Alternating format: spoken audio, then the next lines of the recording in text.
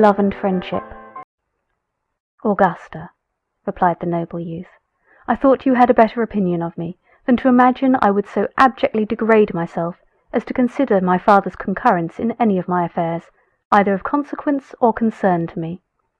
Tell me, Augusta, with sincerity, did you ever know me to consult his inclinations, or follow his advice in the least trifling particular, since the age of 15?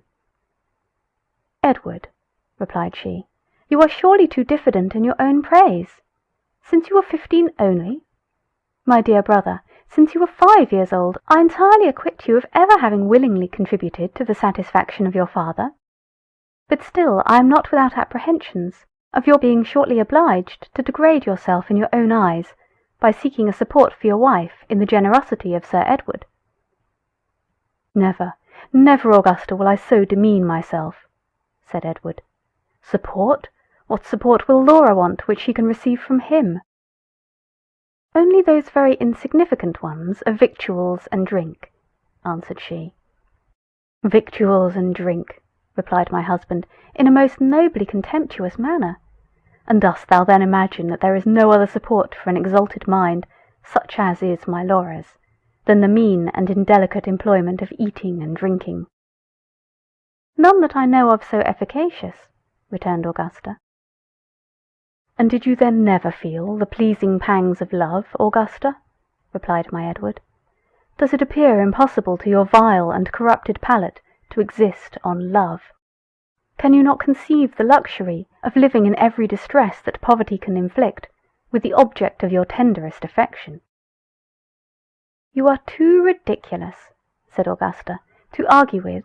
Perhaps, however, you may in time be convinced that— Here I was prevented from hearing the remainder of her speech by the appearance of a very handsome young woman who was ushered into the room at the door of which I had been listening.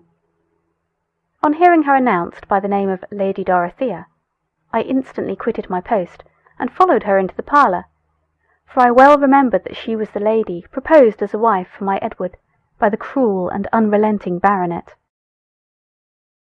Although Lady Dorothea's visit was nominally to Philippa and Augusta, yet I have some reason to imagine that, acquainted with the marriage and arrival of Edward, to see me was a principal motive to it.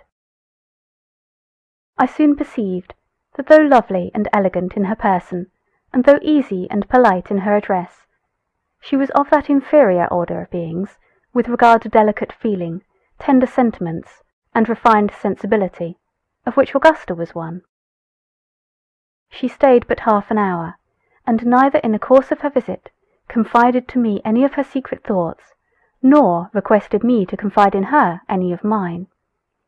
You will easily imagine, therefore, my dear Marianne, that I could not feel any ardent affection or very sincere attachment for Lady Dorothea. Adieu, Laura. Letter 8th. Laura to Marianne, in continuation.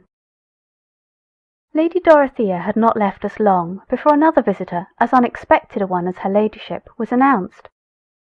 It was Sir Edward, who, informed by Augusta of her brother's marriage, came doubtless to reproach him for having dared to unite himself to me without his knowledge. But Edward, foreseeing his design, approached him with heroic fortitude as soon as he entered the room, and addressed him in the following manner. Sir Edward, I know the motive of your journey here. You come with the base design of reproaching me for having entered into a dissoluble engagement with my Laura without your consent. But, sir, I glory in the act. It is my greatest boast that I have incurred the displeasure of my father. So saying, he took my hand, and whilst Sir Edward, Philippa, and Augusta were doubtless reflecting with admiration on his undaunted bravery, led me from the parlour to his father's carriage, which yet remained at the door, and in which we were instantly conveyed from the pursuit of Sir Edward. The postilions had at first received orders only to take the London road. As soon as we had sufficiently reflected, however, we ordered them to drive to the seat of Edward's most particular friend, which was but a few miles distant. At we arrived in a few hours, and on sending in our names, were immediately admitted to Sophia, the wife of Edward's friend. After having been deprived during the course of 3 weeks of a real friend, for such I term your mother, Imagine my transports at beholding one most truly worthy of the name. Sophia was rather above the middle size, most elegantly formed. A soft languor spread over her lovely features, but increased their beauty. It was the characteristic of her mind. She was all sensibility and feeling. We flew into each other's arms, and after having exchanged vows of mutual friendship for the rest of our lives, instantly unfolded to each other the most inward secrets of our hearts. We were interrupted in the delightful employment by the entrance of Augustus, Edward's friend, who was just returned from a solitary ramble. Never did I see such an affecting scene as was the meeting of Edward and Augustus. "My life, my soul!" exclaimed the former. "My adorable angel!" replied the latter, as they flew into each other's arms. It was too pathetic for the feelings of Sophia and myself. We fainted alternately on a sofa. Adieu, Laura. Letter the 9th. From the same to the same. Towards the close of day we received the following letter from Philippa. Sir Edward is greatly incensed by your abrupt departure. He has taken back Augusta to Bedfordshire. Much as I wish to enjoy again your charming society, I cannot determine to snatch you from that of such dear and deserving friends. When your visit to them is terminated, I trust you will return to the arms of your Philippa. We returned a suitable answer to this affectionate note, and after thanking her for her kind invitation, assured her that we would certainly avail ourselves of it whenever we might have no other place to go to. Though certainly nothing could, to any reasonable being, have appeared more satisfactory than so grateful a reply to her invitation, yet I know not how it was, but she was certainly capricious enough to be displeased with our behaviour, and in a few weeks after, either to revenge our conduct, or relieve her own solitude, married a young and illiterate fortune-hunter.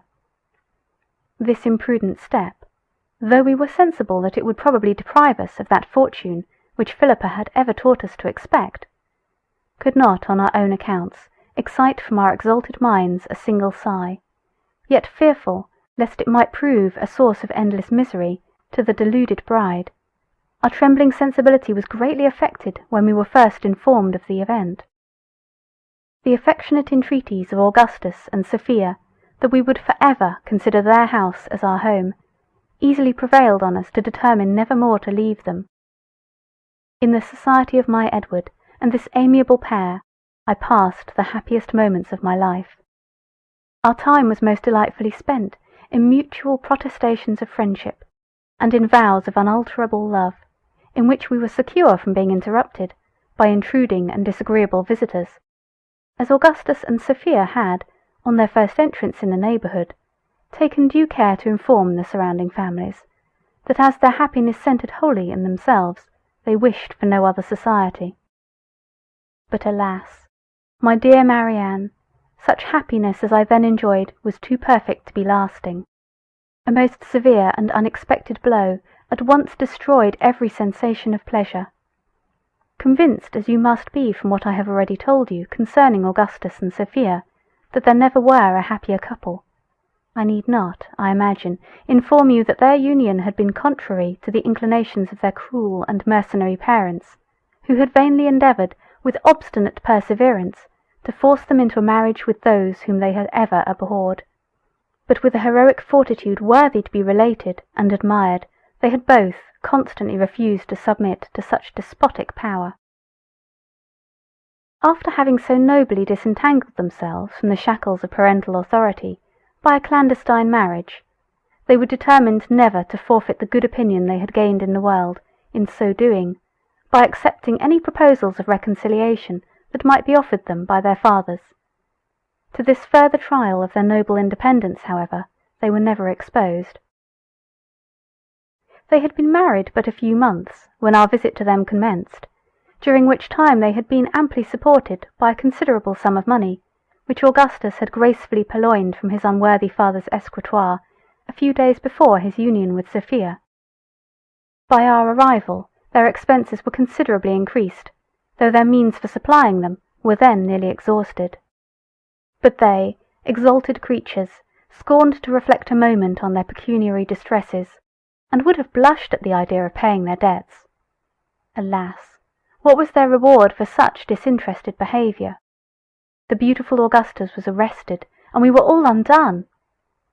Such perfidious treachery in the merciless perpetrators of the deed will shock your gentle nature, dearest Marianne, as much as it then affected the delicate sensibility of Edward, Sophia, your Laura, and of Augustus himself.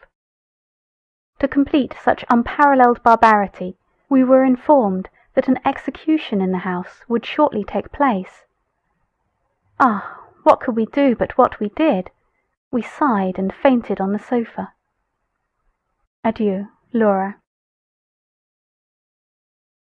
Letter 10th. Laura, in continuation. When we were somewhat recovered from the overpowering effusions of our grief, Edward desired that we would consider what was the most prudent step to be taken in our unhappy situation, while he repaired to his imprisoned friend to lament over his misfortunes. We promised that we would, and he set forwards on his journey to town. During his absence we faithfully complied with his desire, and after the most mature deliberation, at length agreed that the best thing we could do was to leave the house, of which we every moment expected the officers of justice to take possession. We waited, therefore, with the greatest impatience for the return of Edward, in order to impart to him the result of our deliberations. But no Edward appeared. In vain did we count the tedious moments of his absence, in vain did we weep, in vain even did we sigh, no Edward returned. This was too cruel, too unexpected a blow to our gentle sensibility. We could not support it, we could only faint. At length, collecting all the resolution I was mistress of, I arose, and after packing up some necessary apparel for Sophia and myself, I dragged her to a carriage I had ordered, and we instantly set out for London. As the habitation of Augustus was within 12 miles of town, it was not long ere we arrived there, and no sooner had we entered Holborn than, letting down one of the front glasses, I inquired of every decent-looking person that we passed if they had seen my Edward. But as we drove too rapidly to allow them to answer my repeated inquiries, I gained little, or indeed no, information concerning him. "Where am I to drive?" said the postilion. "To Newgate, gentle youth," replied I, "to see Augustus." "Oh, no, no," exclaimed Sophia, "I cannot go to Newgate. I shall not be able to support the sight of my Augustus in so cruel a confinement. My feelings are sufficiently shocked by the recital of his distress, but to behold it will overpower my sensibility." As I perfectly agreed with her in the justice of her sentiments, the postilion was instantly directed to return into the country. You may perhaps have been somewhat surprised, my dearest Marianne, that in the distress I then endured, destitute of any support, and unprovided with any habitation, I should never once have remembered my father and mother, or my paternal cottage in the Vale of Usk. To account for this seeming forgetfulness, I must inform you of a trifling circumstance concerning them, which I have as yet never mentioned. The death of my parents, a few weeks after my departure, is the circumstance I allude to. By their decease, I became the lawful inheritress of their house and fortune. But alas, the house had never been their own, and their fortune had only been an annuity on their own lives. Such is the depravity of the world. To your mother I should have returned with pleasure, should have been happy to have introduced to her my charming Sophia, and should with cheerfulness have passed the remainder of my life in their dear society in the Vale of Usk, had not one obstacle to the execution of so agreeable a scheme intervened, which was the marriage and removal of your mother to a distant part of Ireland.